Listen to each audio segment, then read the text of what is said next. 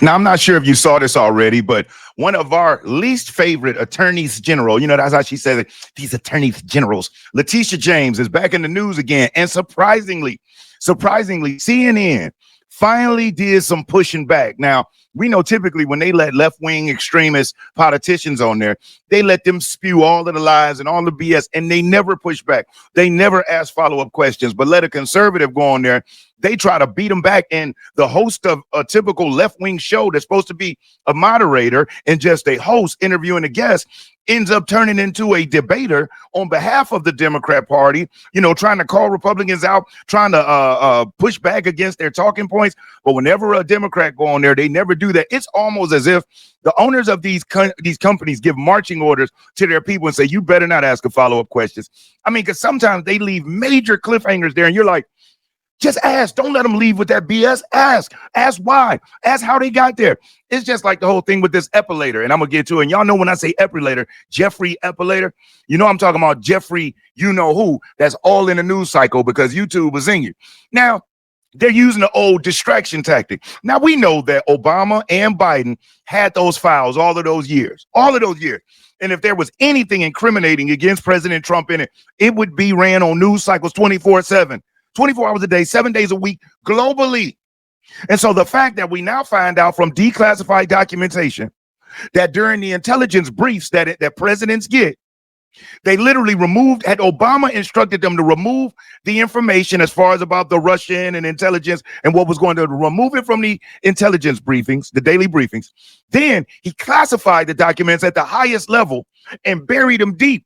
And then they hit President Trump with 2 impeachments. So the whole time he's beating back impeachments, hoaxes. He's fighting the Russia collusion. They're doing everything. Remember the day after he won, they literally ran an article saying that he was not the real president and yada, yada. And they ordered for his impeachment on day one. He hadn't even done anything yet. And there's a big headline title. I believe it was in the New York Times. Impeachment starting first day.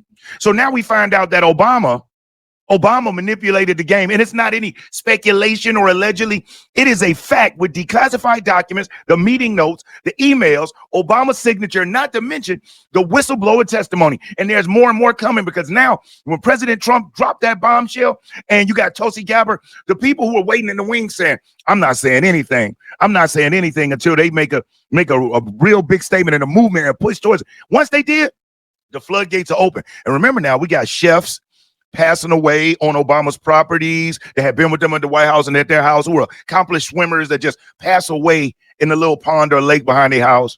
And then we got Obama getting on camera saying boys need gay men in their life to tell them about their father. That's one of the things that I think a lot of times boys need is not just exposure to one guy. Mm-hmm. One dad. No matter how good the dad is. He can't be everything. He can't be everything.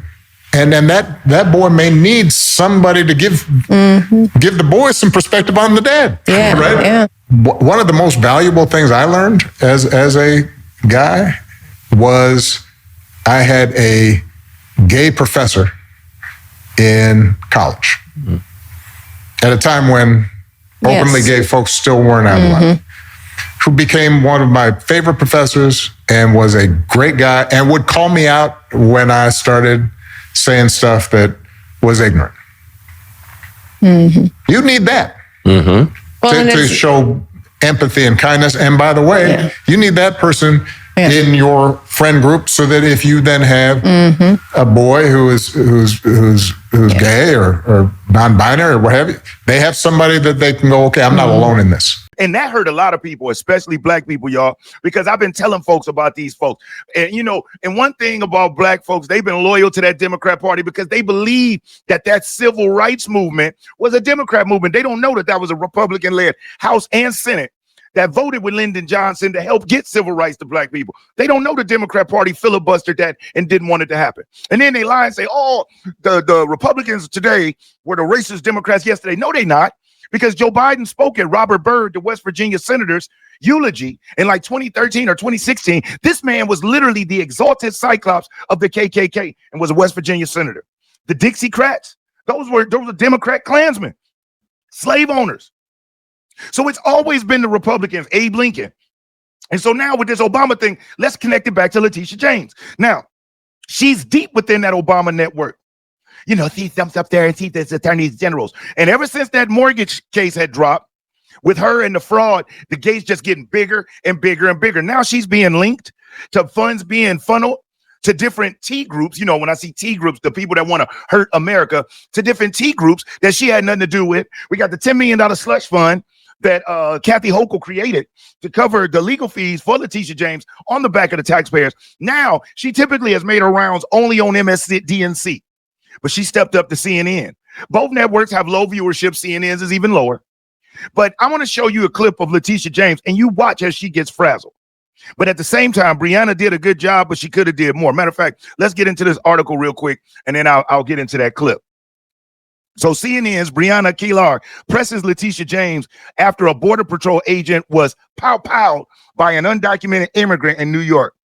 New York State Attorney General Letitia James tells CNN's Brianna Keelar the state's policy is to cooperate with ICE agents looking for individuals with criminal convictions, but asserts that the kidnapping of innocent individuals by the government and agencies is also taking place. James's comments comes after DHS Secretary Kristi Noem's criticism that New York City's sanctuary city policies were to blame for the pow-pow of an off-duty U.S. Customs and Border Protection officer in an apparent robbery gone wrong. So this illegal immigrant, hey, if you're enjoying this video, do me a solid, hit that thumbs up, because I'll never ask you for a cash app or a super chat, but you hitting that like button, it really helps the channel get the information out. And if you aren't subscribed to the channel, subscribe. And if you're already subscribed or you're subscribing now, make sure that you turn on the notifications and hit all, because YouTube hasn't been sending out all the notifications. So select all. That way you'll be notified when I upload new videos. Thought he was going to run up on this man, not knowing that he was an off-duty ICE agent. And guess what he had on him? He had his weapon. So when this burglar came in, the robber had a gun, had a pew-pew, of course. So when he came to go and assault this man and take what he got and rob him, they shot this man in the face. And luckily he had his weapon, was able to discharge, hitting one, causing the other one to flee. Both have been caught. But imagine if he was unarmed. And see, that's when these left-wing extremist libtards say stuff like, oh, we need to make this illegal, as if criminals are going to say, you know what? I'm glad they passed that, guy. So, you know, we need to put ours down too. Let's do this fair. Let's just, you know, we're going to rob somebody. Let's do it fair with fisticuffs and rocks. And no, they're going to say, oh my God, sitting ducks. They're going to put their bib on, grit their fork and knife, have their weapons ready and say, we are about to get rich, because none of these folks can protect themselves. And remember something else. The Second Amendment right isn't against criminals. It's to protect us against our government. Remember in Minnesota, during 2020 and the lockdowns, Governor Tim Walz literally had militia groups going through the streets with weapons, shooting rubber bullets. Anybody that didn't want to get off their porch, they're on their own porch. They were forcing people to go back in their house and unloading on them. But this is what's happening. So, and Letitia James is saying they work with people with criminal convictions. That's where the caveat is. Because if they're an illegal immigrant and they committed a crime and they don't go back to court, guess what? How can they be convicted? So it's her playing with words. Yes, we work with ICE on everybody with criminal convictions. Well, they're illegals. They've been arrested and they haven't been to court yet. They're not convicted. So guess what that means? She's not working with ICE on them. But I'm not going to even read the rest of this article. I want to let Letitia James say what she has to say, because, you know, it's about a minute and a half, maybe 2 minutes. And I want you to see this BS. And then I'll share with you what I think about it. And I want to hear, you know what you think about it. Hold on. Voters make a distinction, a lot of them, and the polls show it, between undocumented immigrants without criminal records, people you're talking about, and those who have them, right?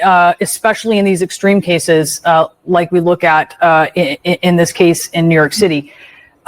But to that point, in this case, why should those voters think that this is something other than the system not working? I mean, if you're talking about waiting for comprehensive immigration reform, I've been in Washington for 20 years, and they've been trying for a long time. It doesn't happen, right? So why, in the case of cities taking a step and states taking a step, is this an example where there could be that coordination instead of waiting decades for Congress to act? At the outset, I indicated to you that, in fact, New York State and other Democratic states cooperate with ICE when it comes to criminal convictions, but when it comes to innocent individuals who serve as your nanny, who clean your home, individuals who are our neighbors, individuals who unfortunately are just trying to make Okay, but ends meet. both of these individuals had multiple arrests after deportation orders. And why are those why not in the state of New opportunities? York- And that is why in the state of New York, when it comes to individuals, as you indicated, individuals with criminal convictions, then we cooperate with ICE. But it's important that we make a distinction between those individuals with criminal convictions and those individuals, again, who are just trying to make ends meet each and every day. And the vast majority of individuals who are being secreted and kidnapped at night are individuals who, again, are facing civil deportation and not criminal enforcement. It's important that we make a distinction. It's important that individuals understand that individuals are being caught up in these ICE raids, innocent individuals, students, teachers, small businesses. We all want the same thing, and that is to protect individuals from harm. But unfortunately, what we are seeing is mass ICE agents without any insignia, without any identification, kidnapping innocent individuals that both you and I know. This lady is a piece of crap. I don't like that woman, you know, and it's not very many people that I just dislike, but I just do not like Letitia James. I think that she is so full of it. I think that she is just a arrogant POS. I don't know how she even got into the spot that she's in. As a matter of fact, here's what I was talking about when it says right here, breaking Letitia James is linked to 9.6 billion in finance cover-up. Sources allege the New York bank funneled billions to Iran and Hezbollah, with New York Attorney General Letitia James aware. Standard Chartered Bank faces lawsuit for sanctions invasions as the Fed and James reportedly ignore the red flags. I don't like that lady. I believe that Letitia James is like, I don't know, man. I just wish she could get kicked out. Here's the thing about it. They put these black women, look at Letitia James, look at Fannie Willis. They take these, and I'm listening, man, and when I'm going to say this, I respect my culture. I am a black man, so my mom's a black woman, my daughter, my sister, so I love my people. I love all people. But I got to just make this fact known. They take these black women and they put them at the forefront because they know over the last few years, most people, especially white folks, have been trying to acknowledge, like, you know what? Okay, we know there were some atrocities back in the day. We gonna give it that. We're not gonna ignore that, y'all. So it was wrong. And most white folks are like, you know what? Listen, I acknowledge that. So let's just be cool. And they want to be cool. And then over the last 8 years, they ushered in this whole, you know, you can't disrespect a black woman. They're the most endangered species on the planet and all this. You know why they did that? To sow division. Because they knew within the household, the black man was waking up saying, you know what? This is BS. This is BS. But happy wife, happy life. So to maintain peace, a lot of times guys were just being quiet, but then they started pushing this thing, pushing it. And then you got women that hadn't accomplished anything that are living on Section 8, having the audacity to act like I'm a queen. Yes, queen, respect me. Respect what? You don't even have a job. And you think just because of your melanated skin, I'm going to exalt you? No, because in order to be a queen, you got to have a king. You don't hear of kingdoms. You have kingdoms, not queendoms, with all due respect to the ladies. Now, we got Queen Elizabeth, but she still had a king. So you got the liberals and the progressives that push this. Remember, what got Biden over the hump? They made black women feel like, oh, it's us that got to save this thing. No, it's y'all that almost pushed us over the freaking cliff. And I'm not going to just put it all off on black women. You got white liberal women who push this crap too. And so this whole woman movement and hands off my body, and you can't say anything about what's happening, even though it's our child, you have no say so. But when it's born, it's 50-50. You know, this crap went crazy. You know what it did? They pushed men so far to the edge that now men are saying, you know what? I'm over it. I'm regaining my place as the head of my household. And we're going to rebalance this thing. All this emotional crap got to go. We got to get back to 1 + 1 = 2. Not 1 + 1 = 6 if I wanted to. No. And that's what we were living in. You know how many households were split because of the Democrats? Remember, during the Kamala campaign, they were literally encouraging women to disobey, or should not even say disobey, go against their husbands for the sake of this fake black greens in the tub cooking Indian Irish woman. What? Look, think about that. Hey, women, destroy your household, divorce your husband if he don't vote for her. Forget the fact that y'all were happy. Forget the fact y'all have children. Forget the fact that y'all get along in every other way, except for the husband said, I'm not voting for that freaking fraudulent lady or that half-dead corpse of a man. And you got Democrats and the media making the woman feel like their husband was just trying to destroy the country by voting for Trump when it was totally the opposite. Can you even fathom where we would be if Kamala Harris had won? I mean, really, it is scary to think about it. With all of the stuff that Trump is fighting against just to get the illegals out. Imagine if she was the president and could open up the gates and get them in as she wanted. We'd be speaking Spanish right now, probably waving the Mexican flag at the White House.